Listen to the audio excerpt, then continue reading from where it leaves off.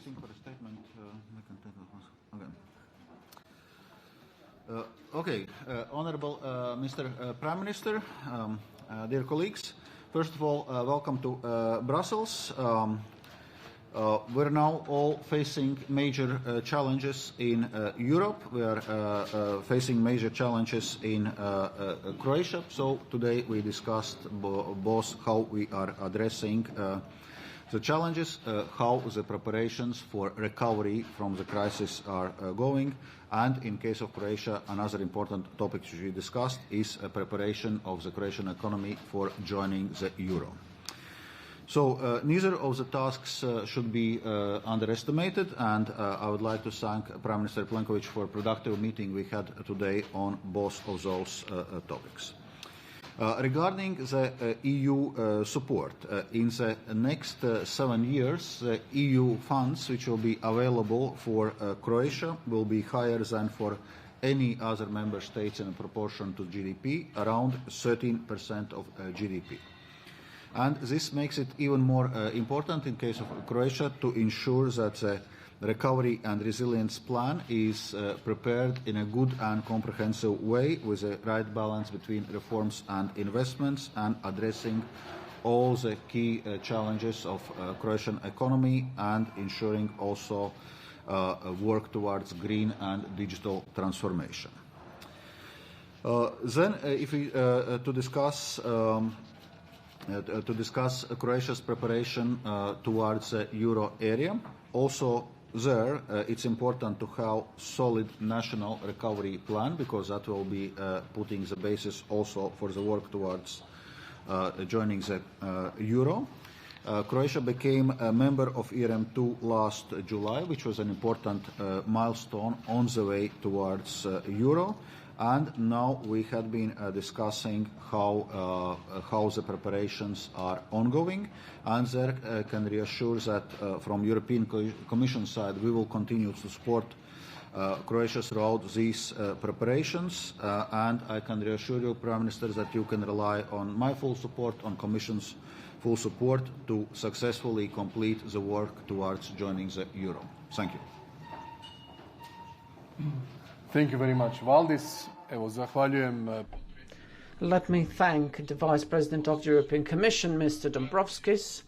I'm very glad that today and yesterday, during my visit to Brussels, I continued my talks with the Vice President of the Commission. I had very good talks yesterday with the President of the European Commission, Ursula von der Leyen, and we spoke about some key topics such as the distribution of vaccines and the efforts Croatia is making with the support of the Commission to renovate the areas which were struck by the earthquake.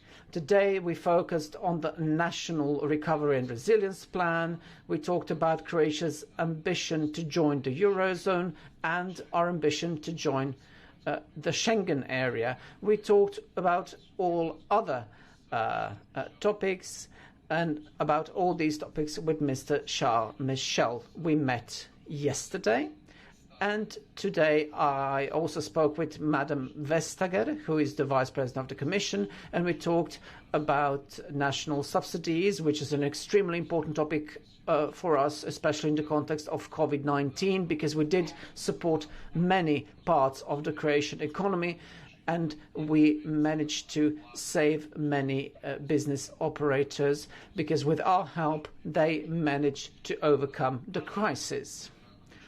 It's especially glad that after this meeting I will get an opportunity to talk with Vice President Šuica because she's preparing the conference on the future of Europe and the area of demographics, and we hope that this topic will be the heritage of this Commission for an entire Europe in the future. And this conference on the future of Europe will be an opportunity in the next year to work jointly to shape topics and policies which will improve the European project, make it stronger and make it beneficial for all citizens. Today, in my talks with Mr. Dombrovskis, we focused on two major topics. The first one is the national plan for recovery and resilience. Let me remind the Croatian public that in July, before the mandate of my second government, we had excellent performance when it comes to the amount of money that was dedicated to Croatia as part of the multi-annual financial framework and the EU Next Generation Fund, because these funds are dedicated to overcome the crisis both for businesses and citizens. As you've heard, Croatia got some 12 to 13% as a percentage of GDP.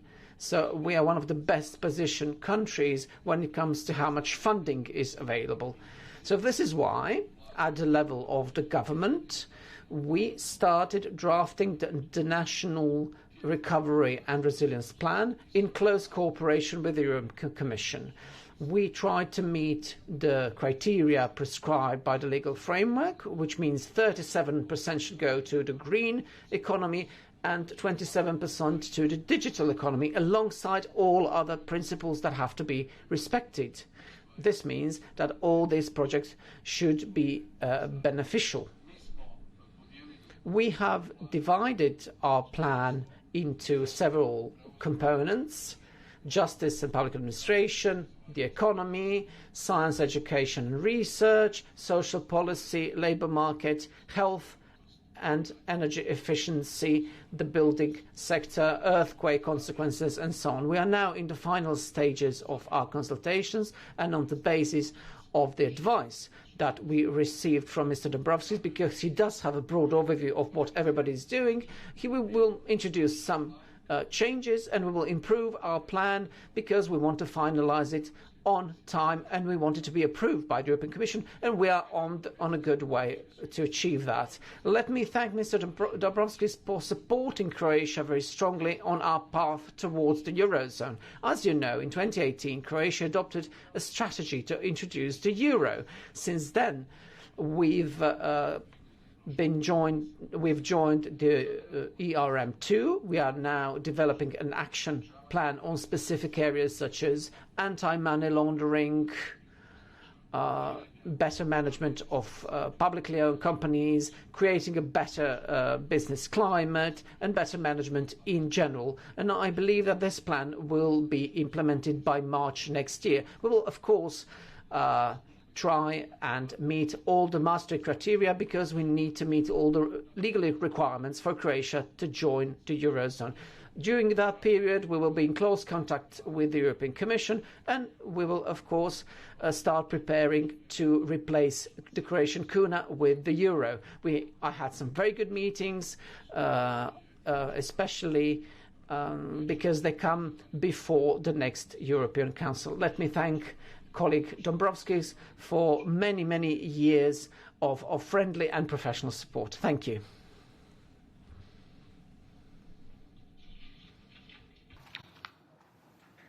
Excellent. I use the opportunity to resume.